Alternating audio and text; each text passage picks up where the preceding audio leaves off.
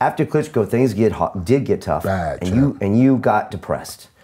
Severely. And you're down at your place down in Florida, and you're getting up to 403 pounds. Sheesh. You got guns everywhere. Oh man. On some medication. Bad. And you're really thinking some dark thoughts. Yeah, champ. I had, like I was saying, I apologize. I had got a job after the Klitschko fight, and I was working for an internet marketing company, and things were going well. You know, I was happy to finally, like, you know, be making some money, and I was thinking about my life in corporate America. You know, and like, wow, okay, this is a new life for me.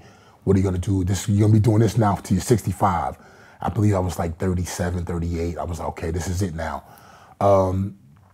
And it took me like, I had an office. I had a huge office. I was like, okay, I got an office with a window. And I was like, wow. So after about 3 or 4 months, they moved me to another office. No window, but it was huge. And then about another 3 months, I went to another office, which is smaller, with no window. And I was like, okay, what's next? I felt like that movie Office Space. But it was just, you know, it's just, business world it moves very slowly opposed to boxing. I get up, I train, I know I got the fight coming up in 6-8 weeks. This was just like a different, coming to work every day. I got my tie on, and as I was doing that, Brian, I would go to work and have my lunch and breakfast in the morning, breakfast sandwich or whatever, lunch, and then after work I'd go out with the guys to our happy hour, and we putting back drinks and stuff like that, and I started ballooning up, And then I was realizing, being in this environment that I wasn't used to, corporate America and the corporate world, where I was told, hurry up and wait. Like, we're gonna be doing this next week, next month, and we're gonna be doing this, and nothing was happening. And I was like, well, I really want to work. I'm used to working, so it was just like, hurry up and chill. So after a while, I just became depressed. I was a lot of thinking, sitting in an office from 9 to 5, sometimes 8:30 to 6:30, just really just doing nothing. I mean, I was like, wow, is this what people do in the office? They hurry up and do nothing. So I got really depressed, and then it was crazy. The owner of the company decided he wanted to get into boxing. And I was really against it, because I had left the boxing world. I had went through so much pain in dealing with people trying to navigate and keep it going. And I was like, you know what, finally I got a great job. I'm making $120,000 a year. I'm going with the company, different places, to conventions, I'm like, wow, okay, this is okay, but I still had that go in me, that drive in me, once you, and again, as a fighter, if that's in you, it's in you. Nobody can take it out of you. You could be 80,000 years old, but if you want to fight, you want to fight. So it's been I think it's in my DNA. It's what I've been used to. So after a while, I was fighting with that. Like, man, I'm so bored. I'm so disgusted with life. And I was piling on weight. I was getting fat. I was just getting disgusted. And then the guy wanted to get into boxing. And in doing so, I was against it, but it happened. So I was like, okay, look, you're the boss. If that's what you want to do with your money, your time, okay, let's get into boxing. So we started doing boxing. And I also seen it as an opportunity, too, because I had been hired to work for the company to bring nutraceutical products to the company. That was my thing. I was always involved with nutraceuticals and business outside of boxing. I was the first and only athlete with Metrex. Are you familiar with Metrex? Yeah, protein supplement. Yeah. Right, exactly. I was with Metrex since 1992. Okay. With Dr. Conley. I was his first and only athlete. And then Dr. Conley wound up selling the company for $1.6 billion. I was like, ah! But if you look at all my early fights, I had Metrex on my trunks and my t-shirts and stuff like that.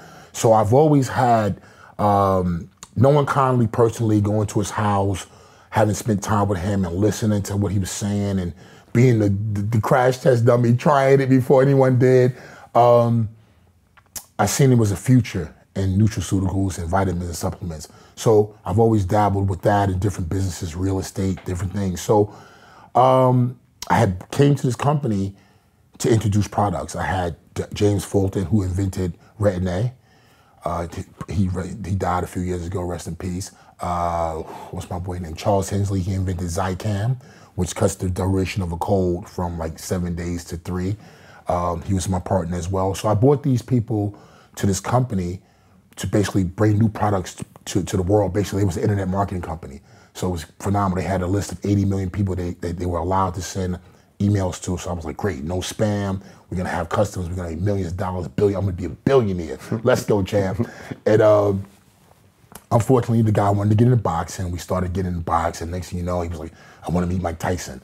I'm like, what? He's like, I want to meet Mike Tyson. So I called Mike Tyson. I was like, hey, Mike, I got a guy. He really wants to meet you. And he really wants, you know, he's a fan. So Mike and Craig Boogie came into Florida and sat down with him. He loved it. He worked it out. Wrote him a check, $5 million. Let's go, champ. So now we're in the Mike Tyson promotions business, you know? And then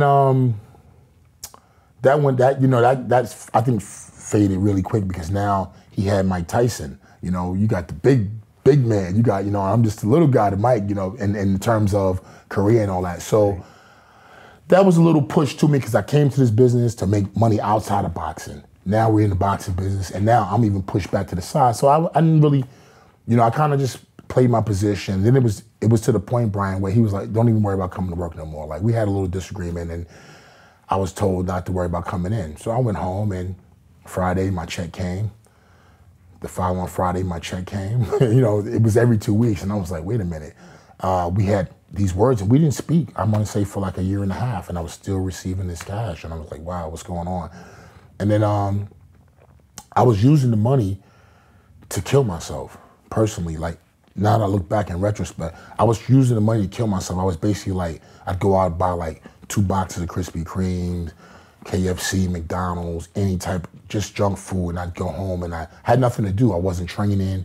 I was already ballooned up in some way, and now I'm piling it on more. But now I'm trying to put myself into a diabetic coma. I'm trying to feed the pain, and this sweet jelly raspberry donut makes me feel happy for a second. Then I need something else. I need ice cream, so I'm eating butter pecan Haagen-Dazs ice cream like it's, you know, I'm just forget about it, like it's hot soup. I'm just eating it, and I'm going through it, man, and my life was just in turmoil, and I'm like, I want to end it, because I think what happened with me was my life when I was young, I put a lot of things in the closet, you know what I mean? Like my life, my pain, you know, my mom died on my birthday. My stepdad, who raised me since I was 9 months old, he died in prison, and I was really close to them. So losing them, the way I lost them, my mom had a heroin overdose on my birthday, heart attack, heroin overdose. My dad died in prison. We don't know what's going on. We haven't heard from him, and time. And then my mom is like, I think, she just said, I got a feeling. And I was like, nah, Ma, he's okay. And I never forget, I said, we got to find out, because she was just, something happened. You know, when you're with somebody so long, I guess there's a connection between, so you feel this. And I felt that with her when she died. So she's felt the connection. She said, something's wrong, Gene, something wrong with Gene.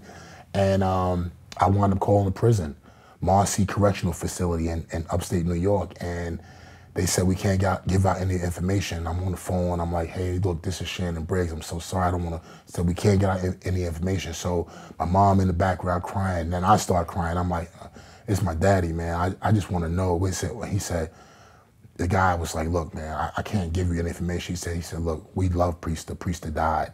You know, and I was like, what? And I said, Ma, and I didn't want to tell her. I said, Ma, he died. And I never forget, she stood on the bed. She stood on the bed, and she started shaking, and she was trembling.